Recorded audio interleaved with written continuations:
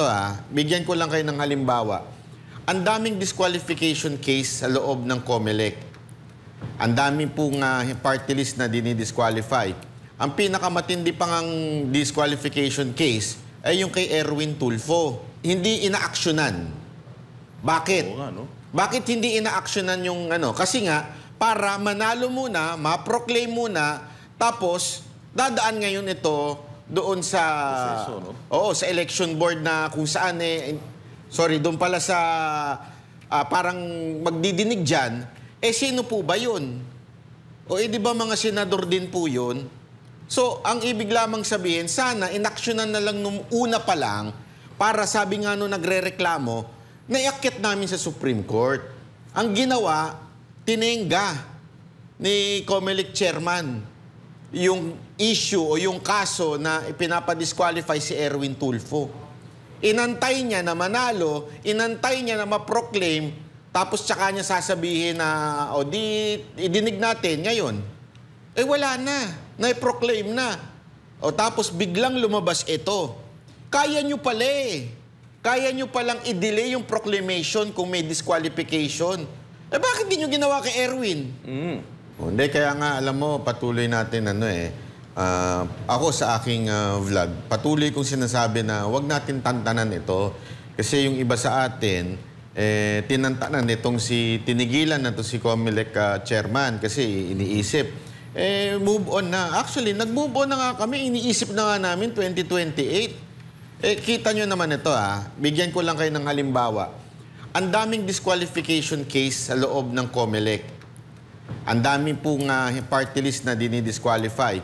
Ang pinakamatindi pang ang disqualification case ay yung kay Erwin Tulfo. Yung kay Erwin Tulfo, narinig ko yung nagpapadisqualify sa kanya, inaantay, hindi inaaksyonan.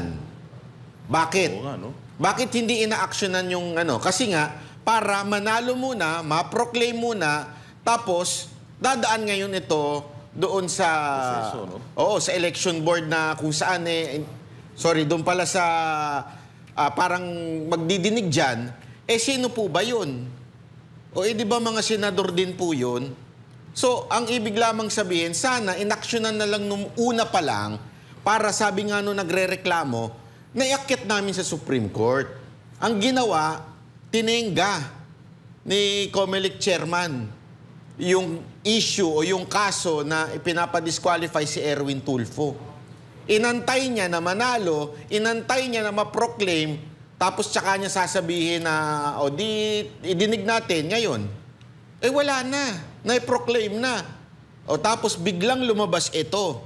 Kaya nyo pala Kaya nyo palang i-delay yung proclamation kung may disqualification. Bakit di nyo ginawa kay Erwin?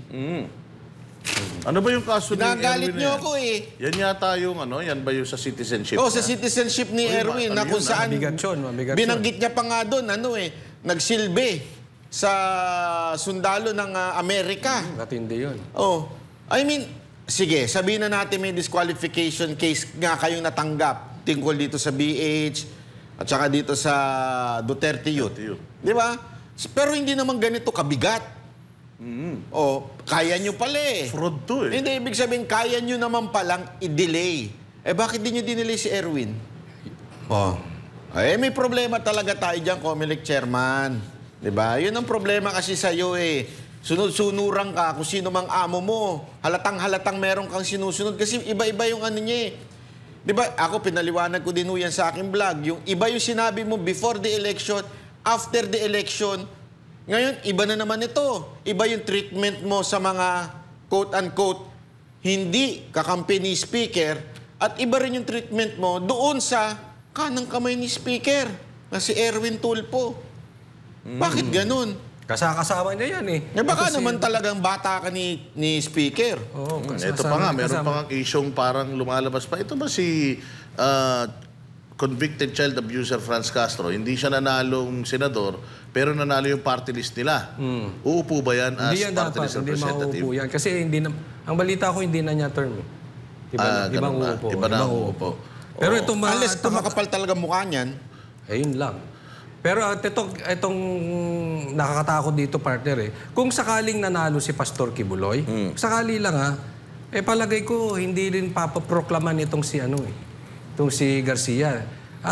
Meron, ikita nyo naman kung paano ang panggigipit kay Pastor Kibuloy. At alam naman natin, obviously, this is public knowledge naman. Alam natin kung saan galing yan. No? Yun ang nakakasama ng loob dahil yung ibang party list hindi pinayagan. So, well, malinaw naman, kakaiba yung sinabi ni Pastor Kibuloy na yun na kung sakaling magkaroon ng manual recount at hindi naman siya yung nanalo, hindi siya mag-uupo. No? Wala pong gagawang ibang mga politikong ganyan. Kaya itong si Pastor Kibuloy ay hindi talaga politiko Ito ay talagang leader. So, yun ang pinaghahandaan natin dito. Ito po ang pinaglalaban. Hindi po yung makaupo ng posisyon. Hindi po para hindi nyo lang matanggap yung pagkatalo. Hindi po. Hindi yan ang hinahabol natin. Ang pinaghahandaan natin, yung 2028. Yung tiwala ng taong bayan sa 2028. Gusto mo bang magaya kay Bongbong na dahil wala nang tiwala ng taong bayan, dahil nananawagan ng drug test, ayaw magpa-drug test, tuloy, dumadaos-dos ang kanyang trust rating, wala nang tiwala ang taong bayan sa kanya. Same thing dito sa iyong kinauupuan, yung iyong opisina, mawawalan talaga ng tuluyan. Actually, bumabagsak na ang tiwala ng taong bayan dyan sa COMELEC. Tapos nangyari pa ito. So ang dami nyong bulilyaso, tawagin nga yan sa opisina, bulilyaso yung nangyari sa inyo. And ayaw nyong mag-react ng tama. Tapos ayaw nyo ng manual recount. Anong mangyayari sa 2028 election? Wala na po kayong dyan. Wala na kayong karapatan dyan na magsasalita na naman kayo, ibebenta nyo na naman yung machine ninyo, pupurihin ninyo, maganda yung machine na ito. Yun nga ang sabi ni Atty. Torrio na-interview namin dito. Yung machine ninyo wala pang napapatunayan, tapos biglaan yung sinalang. Ito ang nangyari. I mean, this is not a joke. Ilan lang ang boto ni Amy Marcos? Ang overvotes nyo, 18 million. Ilan lang ang boto nung pang-12? 13 lang, di ba? Nasa 13 lang yan, isipin mo. Kung yung 18 million votes na yon naging boto, kahit man lang kalahati, nung ibang members ng Duterte, baka pumasok dyan ng marami. Again, hindi na po hinahabol yung posisyon na yan. Ang habol natin dito, ayusin ang election para sa 2028. Kapag kaya hindi nila binuksan, tiningnan at inaudit, malinaw na nagkaroon talaga ng dayaan. Again, we are talking about 17 million na boto. Hindi po yan, ito na yung pinakamaraming overvote sa kasaysayan. Nakakaya na. Kaya nga ang tanong niya, magkano kaya Ayun. ang sahod niya sa gobyerno? Diliw natin magkano kaya ang sahod niya? Grabe yun. Laking, ang laking numero nun. That could have been another 18 million votes or 17 million votes for Senator Bongo and Bato and other Duterte, hindi ba? O it could have been, baka boto pa ni Lito Lapid yan. Malam mo, mag-number 3 pa pala si Lito Lapid. Kayo, masyadong mga masasamang mga ugali nyo. O kaya, baka mamaya yan, boto pa yan ni Bong Revilla. O di ba? Kasi parang lumalabas, kung mayroong dayaan, bakit mas pinili na ilaglag yung mga kaalyado nila kaysa at ipasok yung mga matagal nang isinukan ng taong bayan, di ba? So, exactly. Yan ang talagang aabangan natin. And kailangan talaga nitong manual count na ito dahil unang-una sa lahat, nasa batas nga yan. At itong panawagan ni Pastor Apollo Kibuloy, kasi yung mga makina na yan, inarkila lang natin yan, Coach Odi. Inarkila lang natin yan. Tapos, dinisenyo natin, yung gusto natin, yung preference natin, yung may-ari ng kumpanya, in-integrate doon yung ating preference at tinry. So, parang trial ito.